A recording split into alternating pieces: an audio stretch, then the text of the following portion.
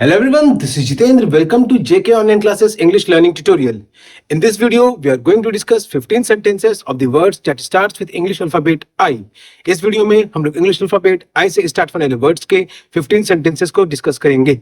In the previous video, we have discussed the 25 words that starts with English alphabet I along with their Hindi and English meaning both. पिछले video में हम लोग English alphabet आई से start होने वाले words को discuss किए थे उनके हिंदी और इंग्लिश मीनिंग के साथ में. अगर वो वीडियो आपने नहीं देखा है तो उसका लिंक आपको डिस्क्रिप्शन बॉक्स में मिल जाएगा. अगर आप उसे पढ़ना भी चाहते हैं तो उसका भी लिंक आपको डिस्क्रिप्शन बॉक्स में मिल जाएगा. ये जो सेंटेंसेस हैं, इधर बस 15 वर्ड्स के सेंटेंसेस को डिस्कस किया जा रहा है. There were all together 25 words. उन टोटल 25 वर्ड्स के सेंटेंसेस आपको वेबसाइट पे मिल जाएंगे जिसका लिंक आपको डिस्क्रिप्शन बॉक्स में मिल जाएगा. नहीं तो आप और कुछ भी एक्स्ट्रा नॉलेज गेन करना चाहते हैं तो www.jkonlineclasses.com के साइट पे जाकर के पढ़ सकते हैं. उस पे एक स्टूडेंट हेल्प कॉर्नर भी है जहां पे आप अपने कुछ कैलकुलेशंस के काम को आसान कर सकते हैं. बिफोर स्टार्टिंग आवर वीडियो, अगर आप चैनल पे नए हैं तो चैनल को सब्सक्राइब करना ना भूलें और सीखने को मिलता है तो वीडियो को लाइक करना ना भूलें और अपने फ्रेंड्स और रिलेटिव्स के साथ ज्यादा से ज्यादा शेयर करें. हमारा पहला वर्ड है आइडिया. हमारा पहला वर्ड है आइडिया, जिसका हिंदी में मतलब हो गया विचार. आइडिया का हिंदी में मतलब हो गया विचार. और इससे जो सेंटेंस बन रहा है, the idea of starting a new business excited him. The idea of starting a new business excited him, यानी कि जो स्टार्टिंग करने का था या नया बिजनेस, नया व्यापार का शुरुआत करने का जो विचार उसके दिमाग में आया, उससे वो बहुत ही उत्साहित हो गया.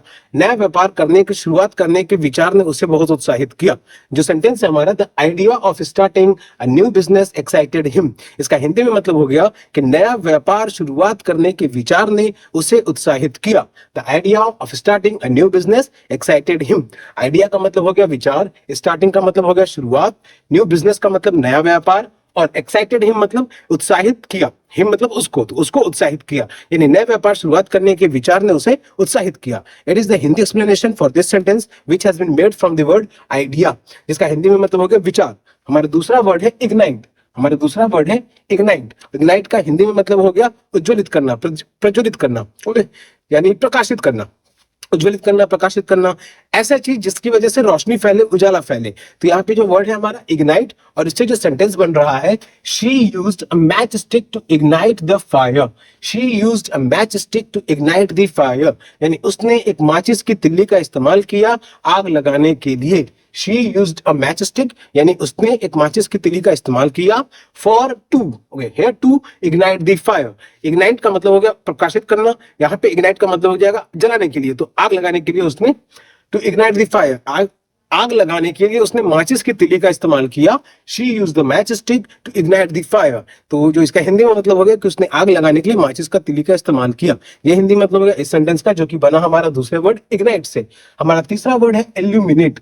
हमारा तीसरा वर्ड है इल्यूमिनेट. इल्यूमिनेट का भी हिंदी में मतलब हो गया प्रकाशित करना. इल्यूमिनेट का भी हिंदी में मतलब हो गया प्रकाशित करना. और इससे जो सेंटेंस बन रहा है यहाँ पे, the street lights illuminated the road. The street lights illuminated the road. Street lights यानी सड़क के किनारे जो लाइट्स होती हैं, जो बत्तियां होती हैं, उसने सड़क को प्रकाशित किया. उसका काम क्या है? ताकि सड़क प्रकाशित रहे, राहगीरों को चलने में, अंधेरे में चलने में कोई किसी प्रकार की कोई दिक्कत ना आए. और उजाला रहेगा तो ही लोग सही से चल पाएंगे, नहीं तो फिर उनको अंधेरे में दिक्कत भी होगा चलने में. यस, तो शहरों में खास करके और गाँवों में भी अब कहीं कहीं स्ट्रीट लाइट्स लग गई हैं, लेकिन प्रॉपरली वर्क नहीं करते हैं कहीं कहीं. चलिए, तो the street lights illuminated the road, यानी जो स्ट्रीट लाइट्स हैं उसने सड़कों को प्रकाशित किया. अब यहाँ पे इग्नाइट और इल्यूमिनेट, इग्नाइट का भी मतलब हो गया प्रकाशित करना और इल्यूमिनेट का भी मतलब हो गया प्रकाशित करना. लेकिन इग्नाइट का जो मतलब हो रहा है आग लगाने के सेंस में, ठीक है, आग लगाने के सेंस में प्रकाशित किया जा रहा है.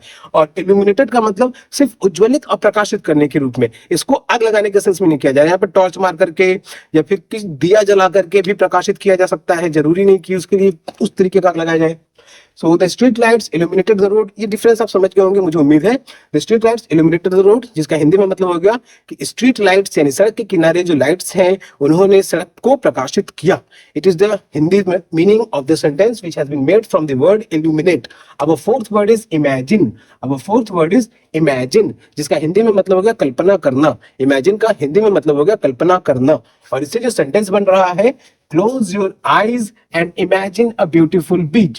Close your eyes and imagine a beautiful beach. Close का मतलब बंद करना, योर आईज यानी अपनी आंखों को, तो अपनी आंखों को बंद करो and imagine a beautiful beach. Beautiful का मतलब सुंदर और बीच का मतलब समुद्र का किनारा। ओके, तो अपनी आंखें बंद करो और एक सुंदर समुद्र का किनारा को कल्पना करो। अपनी आंखें बंद करो और एक सुंदर समुद्र के किनारे की कल्पना करो। This is the Hindi meaning of the sentence which is close your eyes and imagine a beautiful beach, which has been made from the word imagine. Our fifth word is immense. Our fifth word is immense. Immense का हिंदी में मतलब हो गया अत्यधिक। Immense का हिंदी में मतलब हो गया अत्यधिक। अब इससे जो सेंटेंस बन रहा है, the mountain offered an immense view of the valley. The mountain offered an immense view of the valley. Mountain का मतलब पहाड़, offered का मतलब दर्शाना, immense view, okay, immense view अत्यधिक दृश्य, ठीक है। ऑफर्ड का मतलब उसकी वजह से दिखा जो, तो क्या दिखा, तो इमेंस व्यू यानी अत्यधिक दृश्य दिखा ऑफ द वैली। वैली का हिंदी में मतलब हो गया खाड़ी, ओके, खाड़ी या घाटी। वैली का हिंदी में मतलब हो गया घाटी। तो पहाड़ों की वजह से अत्यधिक दृश्य दिखा हमें घाटी का, ठीक है। पहाड़ों की वजह से अत्यधिक दृश्य दिखा हमें घाटी का। पहाड़ों की वजह से कहने का मतलब कि अगर दो पहाड़ हैं तो उनके बीच के एरिया को, उनके बीच के क्षेत्र को हम लोग घाटी कहते हैं। दो पहाड़ों के बीच के क्षेत्र को हम लोग घाटी कहते हैं। तो पहाड़ की ऊंचाई पे अगर चल जाएंगे तो उस ऊंचाई से हमें उस घाटी का पूरा व्यू दिखेगा। पूरा व्यू कहने का मतलब कि एक कॉर्नर से लेकर के दूसरे कॉर्नर तक ज्यादा से ज्यादा एरिया हम लोग उसको देख पाएंगे, यानी अत्यधिक क्षेत्र उसका विजिबल रहेगा हमारी नजरों के सामने में। तो ये जो हमारा हिंदी मतलब हो गया कि पहाड़ों ने हमें अत्यधिक दृश्य दिखाया घाटी का। It means the mountain offered an immense view of the valley which has been made from the word immense. Our sixth word is impact. Our sixth word is impact. Impact का हिंदी में मतलब हो गया प्रभाव। इम्पैक्ट का हिंदी में मतलब प्रभाव। और इससे जो सेंटेंस बन रहा है, the new law will have a significant impact on the economy. The new law will have a significant impact on the economy. New law का मतलब हो गया नया कानून। Will have a significant, significant का मतलब अच्छे से, ठीक है। सिग्निफिकेंट का मतलब हो गया कि अच्छे से, कुछ खास करके उसका कुछ असर होगा। अब इम्पैक्ट का मतलब प्रभाव ऑन द इकोनॉमी। इकोनॉमी का हिंदी में अर्थ हो गया अर्थव्यवस्था। तो जो नया कानून है वो अर्थव्यवस्था पे असर डालेगा, अच्छा खासा असर डालेगा। The new law will have a significant impact on the economy, यानी जो नया कानून है वो अर्थव्यवस्था पर अच्छा खासा असर डालेगा। ये हिंदी मतलब हो गया हमारे इस सेंटेंस का, which has been made from the word impact, ठीक है। तो जो नया कानून है वो अर्थव्यवस्था पे अच्छा खासा प्रभाव डालेगा। It has been made from the word impact. Our seventh word is imperative. Our seventh word is imperative. Imperative का हिंदी में मतलब हो गया अत्यावश्यक। इंपरेटिव का हिंदी में मतलब हो गया अत्यावश्यक, यानी अति आवश्यक, ज्यादा, बहुत ही ज्यादा जरूरी। अब इससे जो सेंटेंस बन रहा है, it is imperative to finish this project by tomorrow. It is imperative to finish this project by tomorrow. ये बहुत ही अति आवश्यक है इस परियोजना को, ठीक है। फिनिश का मतलब है खत्म करना, प्रोजेक्ट का हिंदी में मतलब हो गया परियोजना, और बाय टुमारो का मतलब हो गया कल तक, यानी ये बहुत ही अति आवश्यक है इस परियोजना को कल तक में खत्म करने का। ये बहुत ही अति आवश्यक है इस परियोजना को कल तक में खत्म करने का। It is imperative to finish this project by tomorrow, ठीक है। इट इज इंपरेटिव यानी ये बहुत ही अति आवश्यक है, टू फिनिश दिस प्रोजेक्ट यानी इस परियोजना को खत्म करने का, कब तक, तो कल तक। It is imperative to finish this project by tomorrow. This sentence has been made from the word imperative, जिसका हिंदी में मतलब हो गया अत्यावश्यक। Our eighth word is implement. Our eighth word is implement. Implement का हिंदी में मतलब हो गया लागू करना। इंप्लीमेंट का हिंदी में मतलब लागू करना। अब इससे जो सेंटेंस बन रहा है, the government plans to implement new policies next year. The government plans to implement new policies next year. The government यानी सरकार, वो क्या कर रही है, तो प्लान कर रही है, कोई विचार कर रही है, इंप्लीमेंट न्यू पॉलिसीज, लागू करने का नए नीतियों को अगले साल से। ओके, पॉलिसीज का हिंदी में मतलब हो गया नीति, और नेक्स्ट ईयर यानी अगले साल से। तो जो सरकार है वो अगले साल से नए नीतियों को लागू करने का विचार कर रही है। सरकार अगले साल से नई नीतियों को लागू करने का विचार कर रही है। और ऐसा नहीं कि हर अगले साल से सरकार किसी भी की भी रहे, हर सरकार हर साल कोई ना कोई नीति लाती ही है, जिसे एवरी स्टूडेंट, हर विद्यार्थी करंट अफेयर्स के रूप में पढ़ता है। तो इससे भी आप जरूर जागरूक रहें, ताकि आपका करंट अफेयर्स स्ट्रांग रहे, आपका जनरल नॉलेज स्ट्रांग रहे। तो जो सरकार है वो अगले साल नए नीतियों को लागू करने का प्लान कर रही है, विचार कर रही है। This sentence has been made from the word implement. Our ninth word is impressive. Our ninth word is impressive. Impressive का हिंदी में मतलब हो गया प्रभावशाली। और इससे जो सेंटेंस बन रहा है, the presentation was very impressive. The presentation was very impressive. Presentation कहने का मतलब प्रस्तुति। ओके, प्रेजेंटेशन को हिंदी में हम लोग कहेंगे प्रस्तुति। और was very impressive. Impressive का मतलब प्रभावशाली। तो जो प्रस्तुति पेश की गई वो बहुत ही प्रभावशाली थी। The presentation was very impressive. This sentence has been made from the word impressive. It was our ninth word. Our 10th word is improve. Our 10th word is improve. Improve का हिंदी में मतलब हो गया सुधार करना। Improve का हिंदी में मतलब हो गया सुधार करना। अब इससे जो सेंटेंस बन रहा है, she wants to improve her English speaking skill. She wants to improve her English speaking skill. यानी वो अपने इंग्लिश बोलने की तकनीक को, वो अपने इंग्लिश बोलने की तकनीक को सुधार करना चाहती है। क्यों? क्योंकि यहाँ पे वर्ड में सेंटेंस में शी का इस्तेमाल किया गया है। वहीं अगर ही का इस्तेमाल किया जाता तो सुधार करना चाहता था। शी वांट्स, सुधार करना चाहता है। ठीक है, यहाँ पे शी है तो she wants to improve her English speaking skill, यानी वह अपने इंग्लिश बोलने की विधि को या उसके गुण को और सुधार करना चाहती है। वह अपने इंग्लिश बोलने की विधि को और सुधार करना चाहती है। स्किल का मतलब हो गया कार्य कुशल। ओके, स्किल का मतलब कि कुशल कुछ होता है चीज से रिलेटेड। तो I am not remembering it very well right now. So she wants to improve her English speaking skill.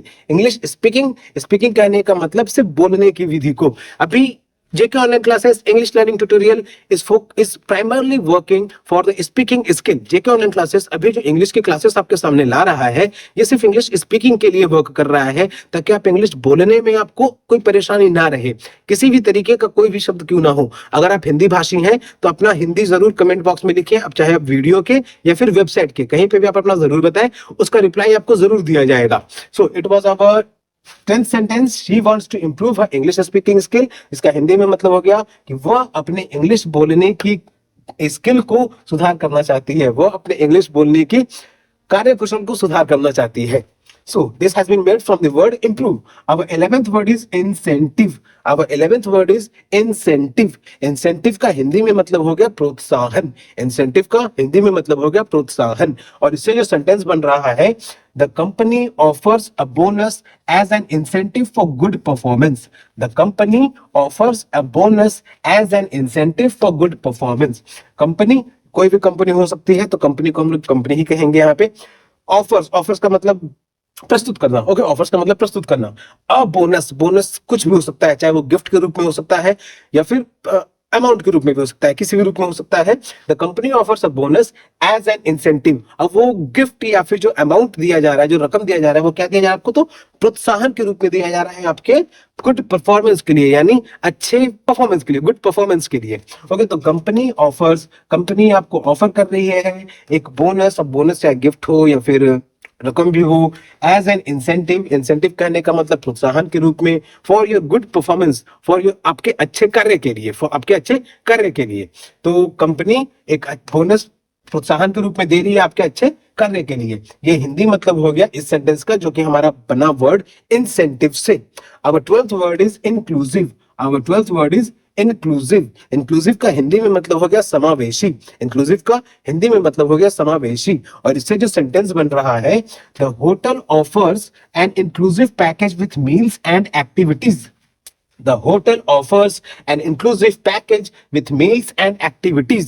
अब इसका हिंदी में मतलब हो गया कि होटल जो है वो ऑफर कर रही है एक समावेशी पैकेज, यानी पैकेज को हिंदी में हम लोग पैकेज ही लिख सकते हैं, कोई दिक्कत नहीं रहेगा। ठीक है, तो पैकेज मतलब किसी ना किसी चीजों को मिला करके बनाया जाए तो उसे पैकेज कहेंगे।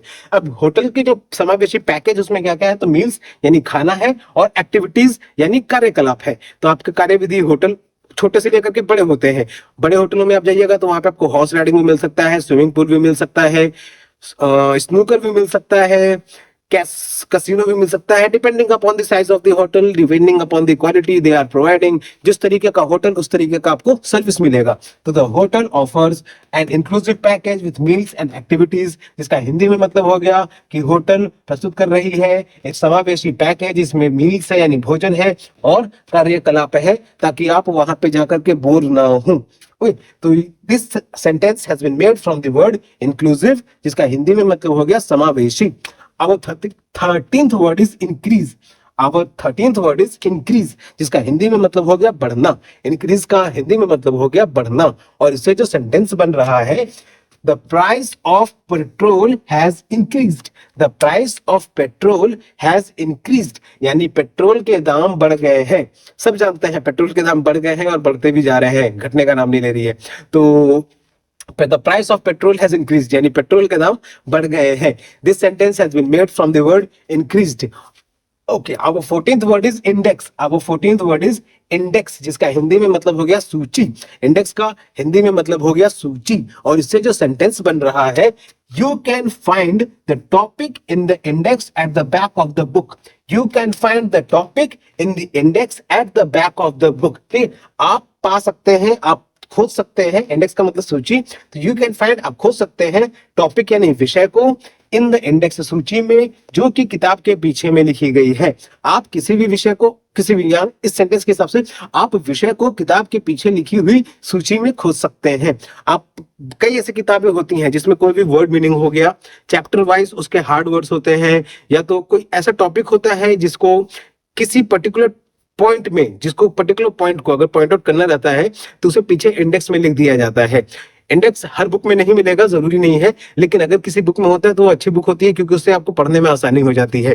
तो you can find the topic in the index at the back of the book, यानी आप विषय को किताब के पीछे में दी हुई सूची में खोज सकते हैं। आप विषय को किताब के पीछे दी हुई सूची में खोज सकते हैं, जो कि हिंदी मतलब हो गया इस सेंटेंस का जो हमारा बना वर्ड इंडेक्स से।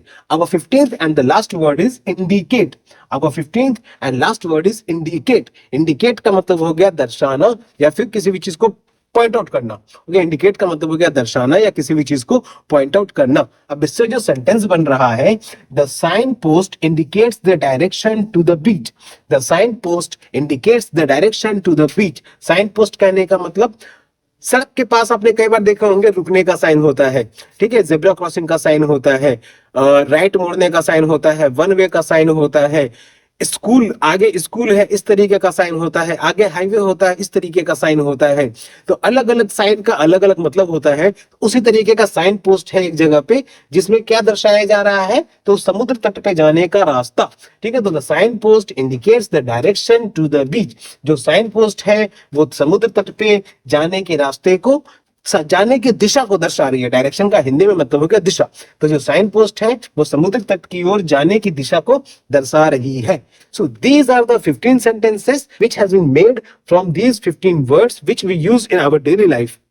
ये 15 सेंटेंसेस हमारे डेली लाइफ में यूज किए जाने वाले वर्ड्स से आपको यहाँ पे भी बताए गए हैं। अब इन सेंटेंसेस के अलावा अगर आपके दिमाग में और भी सेंटेंस आते हैं जो इससे भी सिंपल इंग्लिश में हो सकता है, और मैं आपको कहूंगा कि आप अपनी तरफ से कोशिश कीजिए कि इन सेंटेंसेस, इन वर्ड्स के सेंटेंसेस को आप सिंपल इंग्लिश में लिख करके कमेंट बॉक्स में जरूर बताएं।